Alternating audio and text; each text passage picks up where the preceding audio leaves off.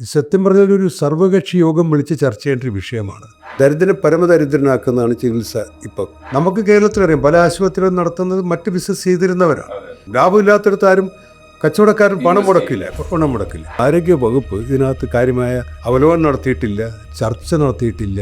കേരളത്തിൽ ആരോഗ്യ നയമുണ്ട്, ഡോക്ടർ ഇക്ബാൽ എഴുതിയ ആരോഗ്യ നയമുണ്ട്. അതെങ്ങും പറഞ്ഞു കേൾക്കാറുമില്ല, അത് തപ്പിയ നെറ്റിൽ പോലും കിട്ടാനുമില്ല. ഒരു നയമില്ലാതെ ഒരു സംസ്ഥാനത്ത് ആരോഗ്യം ഓടുന്നത്. മാത്രമല്ല, ഇവിടുത്തെ മുഖ്യമന്ത്രിയും മന്ത്രിമാരെല്ലാം പ്രൈവറ്റിലാണ് പോകുന്നത്. നമ്മുടെ ഗവൺമെൻറ് പോകാൻ പറയും, നമ്മുടെ ഓട്ടോറിക്ഷ KSRTC കയറാൻ പറയും, മന്ത്രി സ്വന്തം കാറിൽ ഹോണടിച്ച് ബഹളം വെച്ച് പോകുമ്പോൾ ഇത് മനുഷ്യന് ആഗോള ഭീമന്മാർ വരുമ്പോൾ ഇത് ചികിത്സാരംഗമാണ്.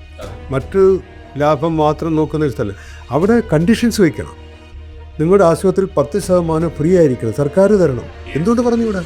കോൾബർഗ് എന്ന് പറയുന്ന ഒരു ആഗോള ഭീമൻ, ഈ ആഗോള ഭീമൻ്റെ പേരിപ്പോൾ കേരളത്തിലൊക്കെ കേട്ടു തുടങ്ങിയിട്ടുണ്ട്. അത് സാറിൻ്റെ ശ്രദ്ധയിലും പെട്ടു. സാറ് ബൈ പ്രൊഫഷണൽ ഡോക്ടർ ആയതുകൊണ്ട് തന്നെ ഇത്തരം പേരുകൾ വളരെ ശ്രദ്ധേയമാണ്. അപ്പം ആരോഗ്യരംഗം വളരെയധികം മെച്ചപ്പെട്ടു വരുന്നു കേരളത്തിലെന്ന് സംസ്ഥാന സർക്കാർ തന്നെ അവകാശപ്പെടുന്നു. പക്ഷേ ആഗോള കോർപ്പറേറ്റുകൾ എങ്ങനെയാണ് കേരളത്തിലെ ആശുപത്രികളെ കീഴടക്കുന്നത് എന്നുള്ളത് പതുക്കെ അറിഞ്ഞറിഞ്ഞ് വരുന്നേ ഉള്ളൂ. ഇപ്പോൾ കോഴിക്കോട്, ഞാൻ ഒരു 8 വർഷത്തിൽ കൂടുതൽ കോഴിക്കോട് ജോലി ചെയ്ത ആളാണ്. അവിടെ ഏറ്റവും പ്രശസ്തമായ ആശുപത്രി ബേബി മെമ്മോറിയലാണ്.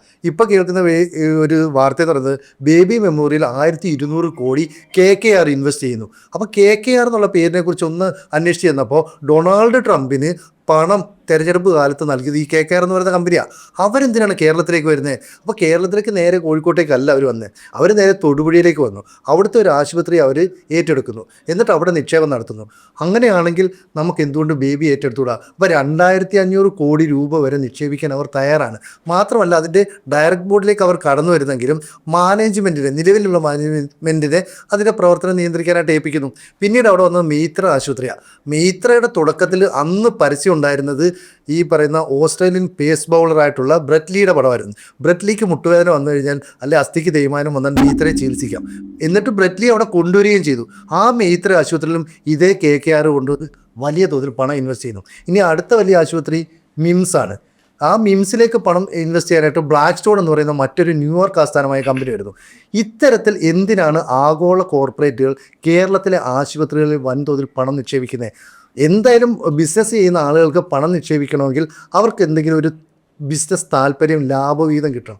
കേരളത്തിൽ നിന്ന് അതൊക്കെ കിട്ടുമോ? അതൊക്കെ ഞങ്ങളുടെ സംശയമാണ്. അപ്പോൾ ഡോക്ടർ SS ലാലിനോട് അതൊക്കെ തന്നെ ചോദിക്കണമെന്ന് വിചാരിച്ചു.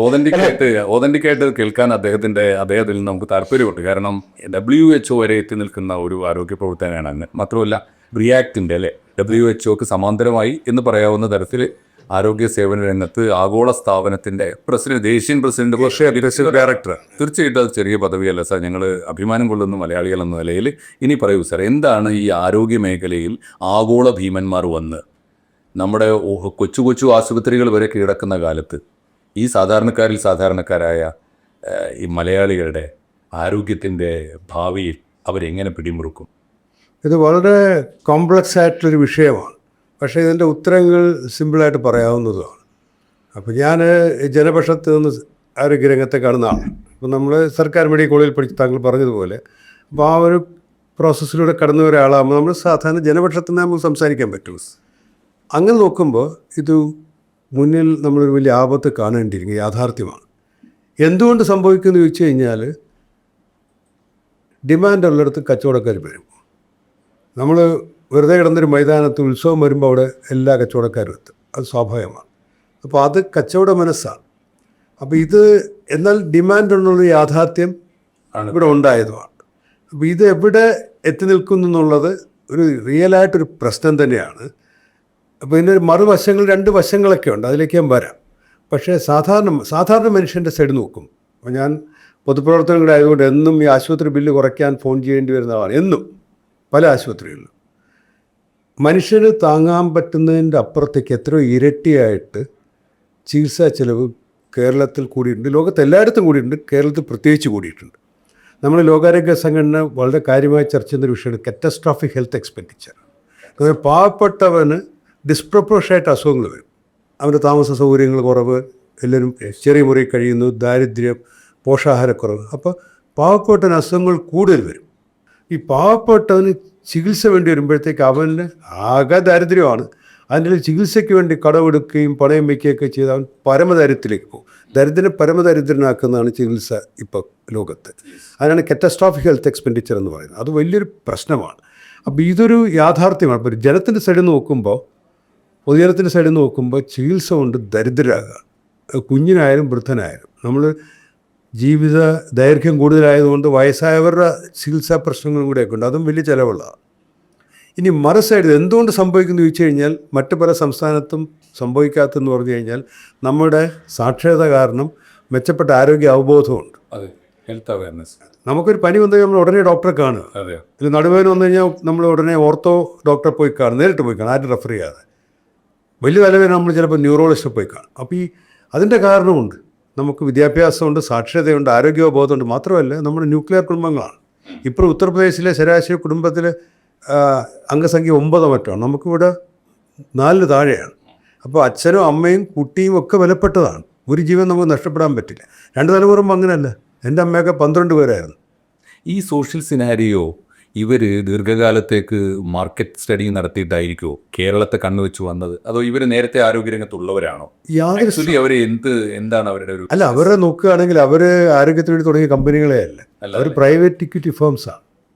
അപ്പോൾ അത് സാമ്പത്തിക രംഗത്ത് നിൽക്കുന്നവരും അത്തരം ക്രയവിക്രയങ്ങൾ ഇടപെടുന്നവരുമാണ്. അപ്പോൾ അത് പക്ഷേ സ്വാഭാവികമാണ്. നമ്മുടെ ഇപ്പോൾ തന്നെ കേരളം സ്റ്റോക്ക് എക്സ്ചേഞ്ച് പോലുള്ള ഒരു സാധനം റിയൽ എസ്റ്റേറ്റും പരിപാടികളും നടത്തുന്നവരാണ്. അപ്പോൾ നമുക്ക് കേരളത്തിലറിയാം പല ആശുപത്രികളും നടത്തുന്നത് മറ്റ് ബിസിനസ് ചെയ്തിരുന്നവരാണ്. അതിനകത്ത് ശരിയും തെറ്റുകളുമുണ്ട്, പക്ഷേ അതൊരു യാഥാർത്ഥ്യമാണ്.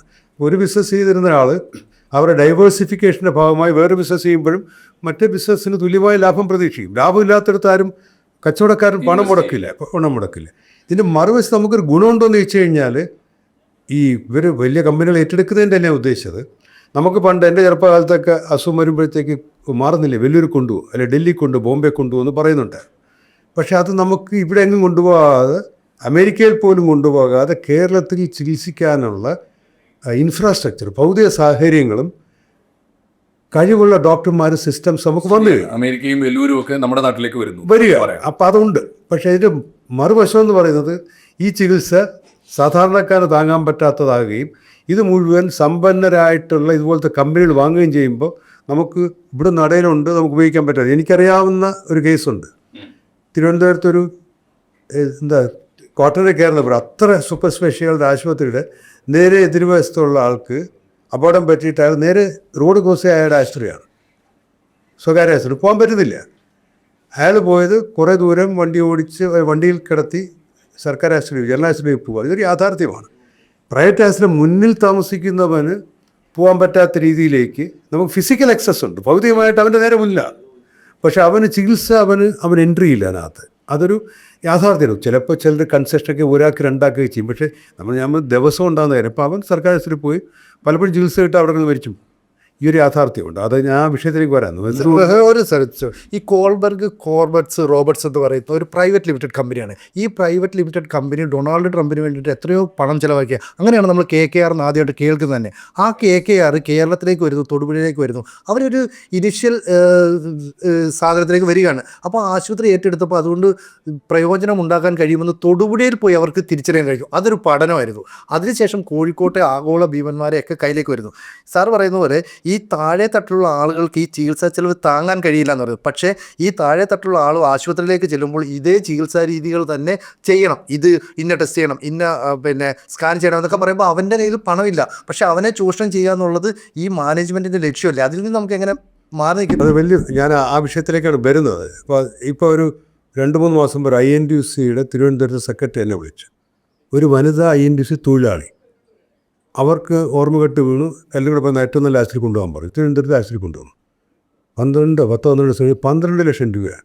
അയാൾ ഡോക്ടർ അവർ ഒറ്റയ്ക്ക് ജീവിക്കുന്നവരാണ്. 1000 രൂപ കയ്യിൽ അവർ പിരിവെടുക്കുകയാണ്. അപ്പോൾ ഇതൊരു റിയൽ നീഡാണ്. തിരുവനന്തപുരത്ത് പാവപ്പെട്ടവനായാലും അസുഖം വന്നാൽ അവരോ അല്ലെങ്കിൽ ബന്ധുക്കൾ ഏറ്റവും നല്ല ആശുപത്രി കൊണ്ടുപോകാൻ പറയും. ഇതിനുള്ള സംവിധാനങ്ങൾ, പൈസയോ ഇൻഷുറൻസോ ഒന്നും പലതിലും ഇല്ല, സംവിധാനങ്ങളില്ല. അപ്പോൾ ഇതൊന്നും ഏറ്റെടുക്കാതിരുന്നാൽ പോലും അവസ്ഥ ഇതാണ്. നമ്മുടെ തൃതീയ അല്ലെങ്കിൽ അതിനുമേലുള്ള ചികിത്സ ചിലവ് താങ്ങാൻ സാധാരണക്കാരൻ സംവിധാനങ്ങളില്ല. ആണ് ഞാൻ കാറ്റസ്ട്രോഫിക് ഹെൽത്ത്. ഇത് കച്ചവട കണ്ണോടുകൂടി വലിയ സ്ഥാപനങ്ങൾ വാങ്ങിച്ചു കഴിയുമ്പോഴത്തേക്ക് ചികിത്സ പൂർണ്ണ നിഷേധിക്കപ്പെടും. ഇപ്പോൾ ആൾ അബദ്ധത്തിൽ പോകും. പിന്നെ അബദ്ധത്തിൽ പോലും അങ്ങോട്ട് പോരുക എന്ന് പറയുന്ന ലെവലിലേക്ക് കാര്യങ്ങൾ എത്തും. ഇതൊരു യാഥാർത്ഥ്യമാണ്. ഇവിടെ പ്രശ്നമെന്ന് പറയുന്നത് നമ്മൾ ഗവൺമെൻറ് പറയുന്ന ഒരു പാർട്ടിയോ ഒരു മന്ത്രിയോ ഉദ്ദേശിച്ചൊന്നുമല്ല പറയുന്നത്. ഗവൺമെൻറ് സംവിധാനങ്ങൾ ഇവിടെ ഗവർണർ ഭരണം നടന്നാലും ഇവിടെ ആരോഗ്യവകുപ്പ് വർക്ക് ചെയ്യും, ആരോഗ്യ ഡയറക്ടറൊക്കെ ഉണ്ട്. ഈ ഹെൽത്ത് വകുപ്പ്, ആരോഗ്യ വകുപ്പ് ഇതിനകത്ത് കാര്യമായ അവലോകനം നടത്തിയിട്ടില്ല, ചർച്ച നടത്തിയിട്ടില്ല. സത്യം പറഞ്ഞാൽ ഒരു സർവകക്ഷി യോഗം വിളിച്ച് ചർച്ച ചെയ്യേണ്ട ഒരു വിഷയമാണ്. ഞാൻ പറഞ്ഞത് തൊഴിലാളി സ്ത്രീക്ക്, ഒറ്റയ്ക്കുള്ള തൊഴിലാളി സ്ത്രീക്ക് 12 ലക്ഷം രൂപ അവർ ഈ ആയുഷ്കാലം മുഴുവൻ അവർ അധ്വാനിച്ചാലും കിട്ടാത്തൊരു തുകയെ പറ്റിയാണ് ഈ പറയുന്നത്. ഇത് കേരളത്തിലെ മുഴുവൻ രാഷ്ട്രീയ പാർട്ടി ഒരുമിച്ച് ചർച്ച ചെയ്യേണ്ടതാണ്. കാരണം പാർട്ടി നോക്കിയിട്ടല്ല അസുഖം വരുന്നത്. കോൺഗ്രസ് അണുവും കമ്മ്യൂണിസ്റ്റ് അണുവും ഒന്നും ഇല്ലല്ലോ, അല്ലെങ്കിൽ BJP അപകടമോ മുസ്ലിം ലീഗ് അപകടമോ ഒന്നുമില്ല. അപ്പോൾ ഇവരെല്ലാം കൂടെ ചേർന്നിട്ട് സാധാരണക്കാർ, എല്ലാ രാഷ്ട്രീയ പ്രവർത്തകരും, ഞാൻ ഉൾപ്പെടെ എല്ലാവരുടെയും പ്രധാന പണി ആശുപത്രികളിൽ ഇപ്പോൾ 15 ലക്ഷം രൂപ ബില്ല് ചോദിക്കുമ്പോൾ നമ്മൾ പറഞ്ഞ 10,000 കുറച്ചുകൂടി, ബാക്കി അവനിത് എവിടെ പോകും? ഇതൊരു അടിയന്തരമായ വിഷയമാണ്. മാത്രമല്ല ഇത് വിദേശ കമ്പനികൾ അവർ ഉപഗ്രഹത്തിലൂടെ നോക്കുകയും ചെയ്യുന്നതല്ല, അവർക്കിവിടെയൊക്കെ സ്റ്റാഫുണ്ട്. അത് നമ്മൾ ഇപ്പം ഞാൻ പറയുന്നത്, നമ്മൾ ചെറിയ കച്ചവടക്കാരനായാലും അവനവൻ്റെ മാർക്കറ്റ് പഠനം നടത്തും, അവനവിടെ കൊണ്ട് കടവയ്ക്കും. അത് യാഥാർത്ഥ്യമാണ്. ഇവിടെ വേണ്ടതെന്നറിയോ? ഗവൺമെൻറ്റിൻ്റെ നിയന്ത്രണങ്ങളാണ്. ഇപ്പോൾ സാറേ, ഗവൺമെൻറ് എടുക്കുന്ന നടപടി പോലും ഇപ്പോൾ മെഡിക്കൽ ഇൻഷുറൻസ് കൊണ്ട് സാധാരണക്കാരനെ പിന്തുണക്കുക എന്നുള്ള, ആ ഇൻഷുറൻസ് പോലും കൊള്ളയടിച്ചു കൊണ്ടുപോകുന്ന ഇവനാണ്. ആവശ്യത്തിലേറെ ബില്ല്. ഇൻഷുറൻസ് എല്ലാം പൊളിഞ്ഞു കിടക്കുകയാണ്. ഇൻഷുറൻസ് ഒന്നും വർക്ക് ചെയ്തില്ല, കാരണം അവർക്ക് കൊടുക്കാനുള്ള പൈസ കൊണ്ട് കാശ് കൊണ്ട് എല്ലാം പൊളിഞ്ഞു കിടക്കുകയാണ്. അതെന്ന് പറഞ്ഞാൽ അത് എളുപ്പമുള്ള കാര്യമല്ല. ഞാൻ പറഞ്ഞത് അത് വേറെ വിഷയത്തിലേക്ക് വരേണ്ടതാണ്. കേരളത്തിലെ ആരോഗ്യരംഗം പൊളിച്ചെഴുതുകയാണ് വേണ്ടത്. ഇത് നമ്മളല്ല, ഇപ്പം നമ്മൾ പറയില്ല പണ്ട് അടിച്ച വഴിയെ പോയില്ലെങ്കിൽ പോയ വഴി അടിക്കുന്നത്. അടിച്ച വഴിയെ പോകാൻ ശ്രമിച്ചിട്ടേ ഇല്ല. കേരളത്തിലെ ആരോഗ്യരംഗം തനിയെ ഇവോൾവ് ചെയ്ത് വന്നതാണ്. ഓഫ് കോഴ്സ് ഗവൺമെൻറ്റുകളുടെ കോൺട്രിബ്യൂഷൻസൊക്കെയാണ്. പക്ഷേ കൃത്യമായ ഇടപെടലിലൂടെ ഈ വഴിക്ക് ഗവൺമെൻറ് ആരോഗ്യനയം പോകേണ്ടതെന്ന് പറഞ്ഞൊരു കേരളത്തിൽ നടന്നിട്ടില്ല. നിങ്ങൾക്ക് ഞാൻ പറയുകയാണ്, കേരളത്തിൽ ആരോഗ്യനയം നിങ്ങളൊക്കെ കിട്ടില്ല. കേരളത്തിൽ ആരോഗ്യനയമുണ്ട്, ഡോക്ടർ ഇക്ബാൽ എഴുതിയ ആരോഗ്യനയമുണ്ട്. അതെങ്ങും പറഞ്ഞ് കേൾക്കാറുമില്ല, അത് തപ്പിയ നെറ്റിൽ പോലും കിട്ടാനുമില്ല. ഒരു നയമില്ലാതെ ഒരു സംസ്ഥാനത്ത് ആരോഗ്യം ഓടുന്നത്. ഏറ്റവും പുതിയതായിട്ട് പൊതുജനാരോഗ്യ ബില്ല് പാസ്സാക്കിയിട്ടുണ്ട് ഇതേ മന്ത്രിസഭ. എങ്ങും അതിനെപ്പറ്റി പറഞ്ഞിട്ടില്ല. അതൊരു പഴയൊരു കോപ്പി പേസ്റ്റ് സാധനമാണ്. പഴയ ചെയ്തുന്നത് നല്ല കാര്യമാണ്, സ്വാതന്ത്ര്യം കിട്ടിയിട്ട് ആദ്യമായിട്ടൊരു ബില്ല് വരുന്നത്. പക്ഷേ എവിടെയെങ്കിലും ആരോഗ്യമന്ത്രി പൊതുജനാരോഗ്യ ബില്ലിനെ പറ്റിയോ ആരോഗ്യ നയത്തെ പറ്റി പറയുന്നത്. അപ്പോൾ സാറിൻ്റെ ആരോഗ്യ നയം ഉണ്ടല്ലോ, ഡ്രാഫ്റ്റ്, അത് സാറ് ഡീറ്റെയിൽ ആയിട്ട് കണ്ടതാണല്ലോ അല്ലേ? കണ്ടതാണ്. അതിന്റെ കണ്ടന്റ് എങ്ങനെയാണ് സാർ? അത് ഗുണകരം? ഞാൻ വളരെ സിമ്പിളായിട്ട് പറയാം. അല്ല, അദ്ദേഹം ഒരുപാട് അറിവുള്ള ആളാണ്. അദ്ദേഹം എഴുതിയത് ഞാൻ മനസ്സിലാക്കുന്ന, അദ്ദേഹം എഴുതിയത് പിന്നെ വേറെയൊക്കെ ആരൊക്കെ അതിനകത്ത് മാറ്റി എഴുതിയും. എൻ്റെ അധ്യാപകനാണ്. ചോദിക്കാത്തൊരു ചോദ്യം അദ്ദേഹം ഓൺ ചെയ്യുന്നുണ്ടോ എന്നുള്ളതാണ് ഈ ആരോഗ്യ നയം.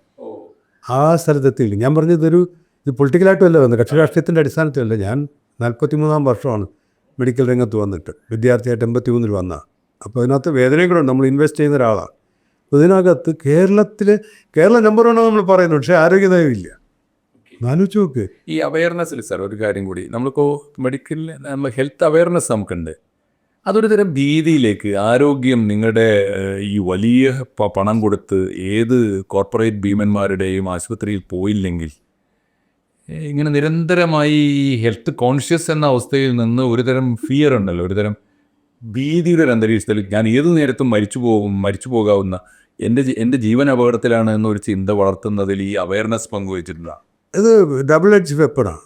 അത് എന്ന് പറഞ്ഞാൽ നമ്മളൊരു കാര്യത്തെപ്പറ്റി പറയുമ്പോൾ നമുക്ക് ഞാൻ ആരോഗ്യ പരിപാടി നടത്തിയിട്ടുള്ള ആളാണ്, എനിക്ക് അതുകൊണ്ട് അറിയാം. നമ്മൾ പറയുന്ന ഒരു വലിയൊരു അസുഖത്തെപ്പറ്റി പറഞ്ഞാൽ അത് മനുഷ്യ ഏതെല്ലാം തരത്തിൽ തിരിധാരണ ഉണ്ടാകുമെന്ന് എനിക്കറിയാം. അപ്പോൾ അത് നമ്മൾ അതിനകത്ത്, പക്ഷേ അത് കടന്നുപോയ കാര്യമാണ്.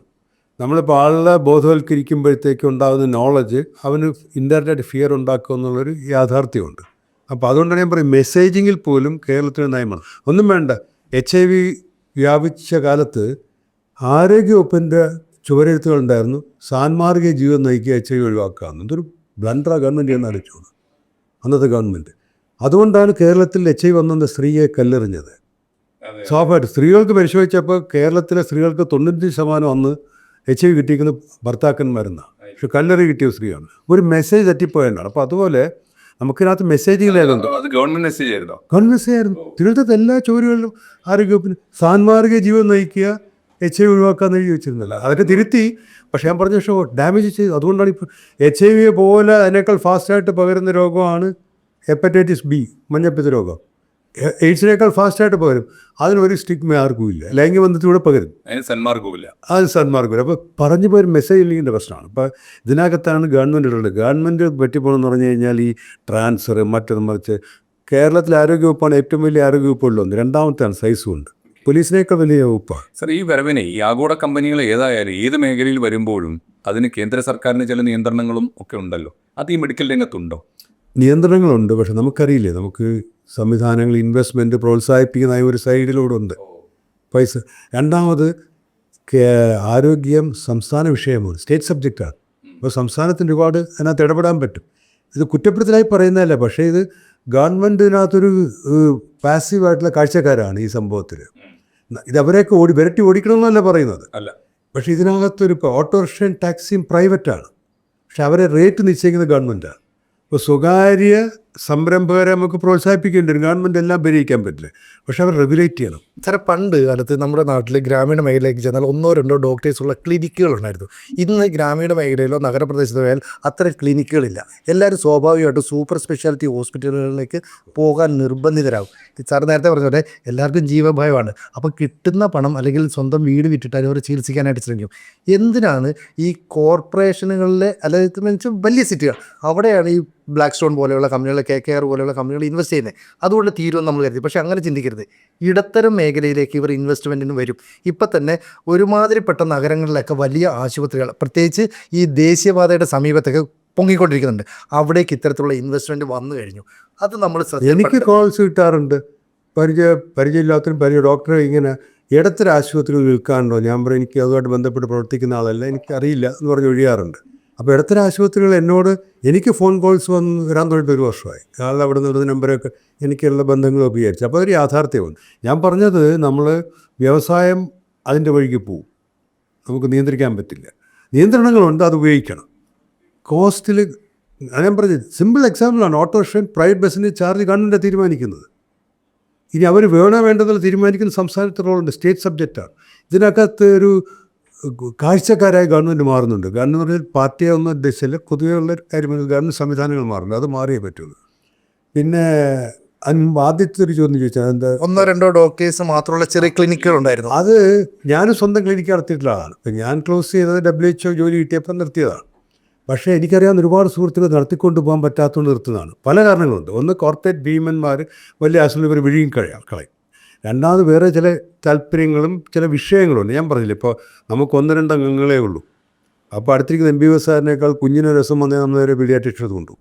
അപ്പോൾ ഇവർക്ക് വരുന്ന രോഗികളുടെ എണ്ണം അങ്ങനത്തെ നടത്തിക്കൊണ്ടു പോകാൻ പറ്റാത്ത അവസ്ഥകളുമുണ്ട്.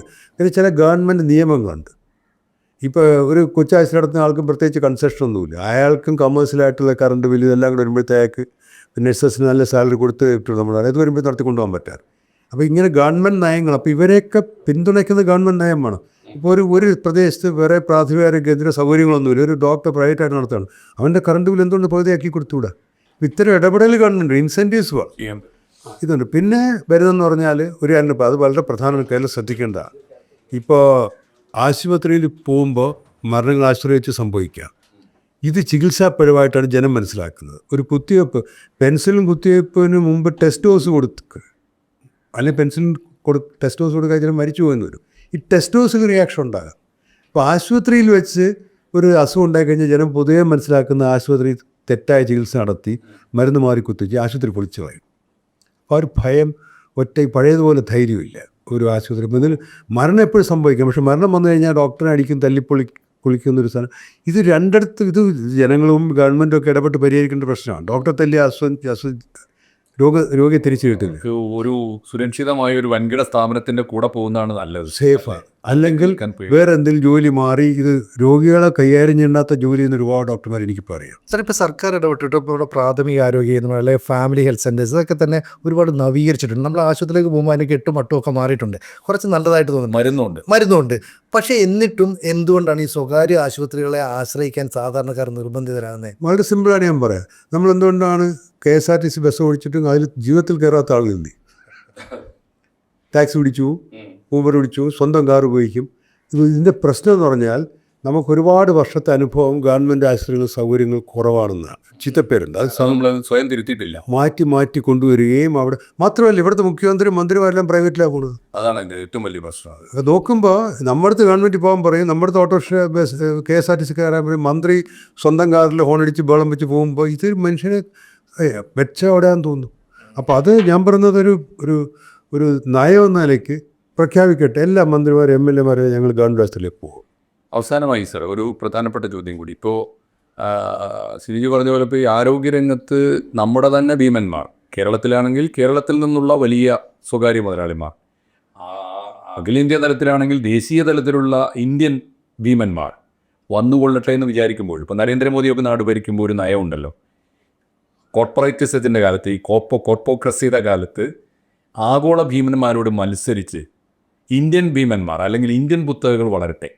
ആ ഒരു നയം ആരോഗ്യ മേഖലയിലും അത്രയെങ്കിലും സ്വീകരിച്ചാൽ അറ്റ്ലീസ്റ്റ് ഇവിടുത്തെ ഈ പാവപ്പെട്ടവനെ ഊറ്റിയെടുത്ത് കൊണ്ടുപോകുന്ന ഈ ക്യാഷ് ഫ്ലോ ഉണ്ടല്ലോ, ഈ മണി ഫ്ലോ, അത് ഈ ആഗോള കമ്പനികളുടെ പോക്കറ്റിലേക്ക് പോകാതെ നോക്കാനെങ്കിലും അതിനെന്തെങ്കിലും ചെയ്യാൻ സാധ്യമാണോ സാർ? തീർച്ചയായിട്ടും ചർച്ചകൾ വേണം. ഗവൺമെൻറ് പോളിസി തീരുമാനം എടുക്കാവുന്നതാണ്, സാധ്യമാണ്, ആവശ്യമാണ്. മാത്രമല്ല ഇവർ ഇപ്പോൾ ആഗോള ഭീമന്മാർ വരുമ്പോൾ ഇത് ചികിത്സാരംഗമാണ്, മറ്റു ലാഭം മാത്രം നോക്കുന്ന ഒരു സ്ഥലം. അവിടെ കണ്ടീഷൻസ് വയ്ക്കണം. നിങ്ങളുടെ ആശുപത്രിയിൽ 10% ഫ്രീ ആയിരിക്കണം, സർക്കാർ തരണം. എന്തുകൊണ്ട് പറഞ്ഞുകൂടാ? അത് ഇതുവരെ വന്നിട്ടില്ലല്ലോ. ഇല്ല, അങ്ങനെയില്ല. നമ്മളിപ്പോൾ കലാമിറ്റി വരുമ്പോൾ കോവിഡ് വരുമ്പോഴത്തേക്ക് ഏറ്റെടുക്കുന്ന അല്ലാതെ നിങ്ങളുടെ ആശുപത്രി നിങ്ങൾക്കിവിടെ പ്രവർത്തിക്കണമെങ്കിൽ 10% ബെഡ് ഫ്രീ ആയിരിക്കും. അല്ല, അത് വിദ്യാഭ്യാസ രംഗത്ത് പോലും ഉണ്ട്. അതെ, ഈ ഫോറിൻ യൂണിവേഴ്സിറ്റി സംവരണം എന്നൊക്കെ പറയുന്നതിന് ഒന്നും ആരോഗ്യരംഗത്ത് ഇതുവരെ ഉണ്ടെങ്കിൽ പോലും നടപ്പാക്കപ്പെടുന്നില്ല. ഇതപ്പോൾ ഞാൻ പറഞ്ഞത്, ഇപ്പോൾ എന്തുകൊണ്ടാണ് സർക്കാർ തിരുവനന്തപുരം മെഡിക്കൽ കോളേജിൽ രോഗികൾ തറയിൽ കിടക്കുന്നത്, കട്ടിൽ 2 പേര്, ഒരു കട്ടിൽ അഡ്രസ്സിൽ 4 പേരാണ്, 2 പേര് കട്ടിൽ, 2 പേര് താഴെ. തൊട്ടടുത്ത സ്വകാര്യ ആശുപത്രികളുണ്ട്, അവർക്ക് അല്ലെങ്കിൽ മിതമായ റേറ്റിൽ അല്ലെങ്കിൽ അഫോർഡ് ചെയ്യാൻ റേറ്റിൽ പേ വാർഡ് കൊടുക്കുന്നതിന് പകരം പ്രൈവറ്റ് ആശുപത്രി, അല്ലെങ്കിൽ ഇത്ര പരമദരിദ്രനാണ്, നിങ്ങൾ ചൂസ് ചെയ്യാൻ പറ്റൂ. ഇതിന് സിസ്റ്റത്തിന് ഗവൺമെൻറ് ഒരുപാട് കടം കൊടുക്കാറുണ്ട്, പ്രൈവറ്റ് ആശുപത്രികൾ കൊടുക്കാണ്ട്, അതൊക്കെ ഒരു വിഷയമുണ്ട്. ഞാൻ പറഞ്ഞ പക്ഷേ ഇത് പക്ഷേ ഒരു ബാധ്യതയില്ലേ. ഇപ്പോൾ പ്രത്യേകിച്ച് ആഗോള ഭീമന്മാർ ഇത്ര ശതമാനം സ്വകാര്യ എന്താണ് ആശുപത്രി ആണെങ്കിൽ പോലും നിങ്ങൾ പാവപ്പെട്ട ഇത് ഇടപെട്ടില്ലെന്നറിയാം. ഇത് ഞാനൊരു ഡോക്ടർ തൊഴിലുള്ള ആളാണ്, എനിക്ക് പോലും ചികിത്സ അഫോർഡബിൾ അല്ല, ഒരു യാഥാർത്ഥ്യമാണ്. അപ്പോൾ അത് ഹെൽത്ത് ഇൻഷുറൻസും വലിയ എമൗണ്ടൊക്കെയാണ്. അപ്പോൾ ഇത് എളുപ്പമല്ല. അപ്പോൾ ഞാനെപ്പോഴും ആലോചിക്കും, നമ്മൾ ഈ പരമദരിദ്രരായിട്ടുള്ള മനുഷ്യർ എങ്ങനെ ഇത് കൈകാര്യം ചെയ്യുന്നറിയാൻ വയ്യ. അത് ചെറിയ വരുമാനം ജീവിക്കുന്നവർ, സ്വന്തമായിട്ട് വീടില്ലാത്തവർ, വാടക കൊടുക്കുന്നവർ, ഇവൻ ആശുപത്രി പോയി കഴിഞ്ഞാൽ അവൻ്റെ സകലതും തകർന്നു പോകാൻ. അതെ. അപ്പോൾ സാറ് പറഞ്ഞു വരുന്നത് ഇതിൻ്റെ ഈ രംഗത്തെ ഇന്നിപ്പോൾ മലയാളത്തിൽ സംസാരിക്കാൻ എന്തുകൊണ്ടും മലയാളിയോട് ഇത് പറഞ്ഞു കൊടുക്കാൻ ബാധ്യസ്ഥനും ആധികാരികതയുള്ള ഒരു സ്വരം എന്ന നിലയിൽ അങ്ങ് പറഞ്ഞു വരുന്നത് 2-3 തരത്തിൽ. ഒന്ന്, സാധാരണക്കാരൻ്റെ മനോഭാവത്തിൽ മാറ്റം വരണം, സർക്കാരുകളുടെ സമീപനത്തിൽ മാറ്റം വരണം, ഒപ്പം കോർപ്പറേറ്റുകളുടെ ഒരു ജനപക്ഷ മനസ്സും രൂപപ്പെട്ടു വരണം. വരുവാൻ വേണം. മാത്രമല്ല ഗവൺമെൻറ് തീരുമാനം എടുക്കണം. ഇതിപ്പോൾ ഞാൻ പറഞ്ഞില്ല, ഇത് ഒരു മുന്നണിക്കോ ഒരു ഗവൺമെൻറ് ഒരു മന്ത്രിയുടെ പ്രശ്നമല്ല. ഇത് കേരളം മൊത്തത്തിലിരുന്ന് ദിവസങ്ങളോളം ചർച്ച ചെയ്തതിന് പരിഹാരം നയം ഉണ്ടാക്കണം. ആരോഗ്യ നയം ഉണ്ടാക്കുകയും വേണം. അത് എല്ലാവരും ഇൻക്ലൂസീവ് ആയിരിക്കണം, ഒരു പാർട്ടിയുടെ നയമല്ല. എല്ലാവരെയും കൂടെ ചേർത്തിട്ട് ഞാനല്ലേ പറഞ്ഞു, നമുക്ക് കോൺഗ്രസ് ബാക്ടീരിയയും കമ്മ്യൂണിസ്റ്റ് വൈറസും ഒന്നുമില്ല, എല്ലാവരുടെയും ഒരേ ഇതാണ്.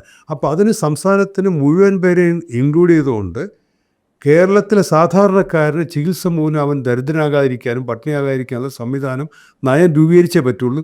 ഉള്ള നയങ്ങളെ പരിഷ്കരിക്കണം ഈ പുതിയ സാഹചര്യത്തിൽ.